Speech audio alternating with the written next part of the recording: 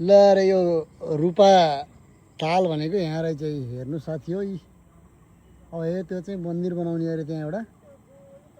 फेवा तालको चाहिँ बाराई मन्दिर जस्तै एउटा मन्दिर बनाउनु चाहिँ लागिरहेछ भन्ने बुझिएको छु मैले ल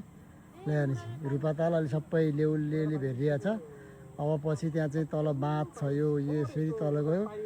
हो त्यो पुल भयो पुलभन्दा अलिक तल गएपछि एउटा बाँध छ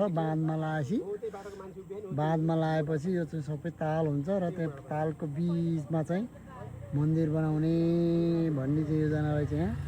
त्यो भिरचोक रिसोर्ट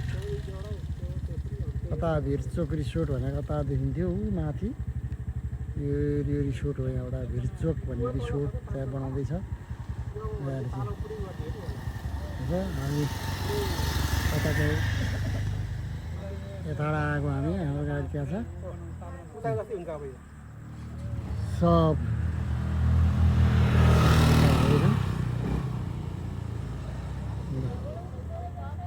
यो चाहिँ प्रहरीचोकी सुन्दरी डाँडा यहाँ खाल्टोमा छ यो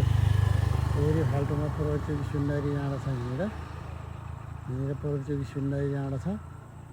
यतापट्टि आयो बेगनास हो यतापट्टि यहाँ तल बेगनास ताल छ हेर्नुहोस् भ्यू चाहिँ एकदम राम्रो देखिन्छ यहाँबाट होइन हेर्नुहोस् भ्यू कति राम्रो छ ल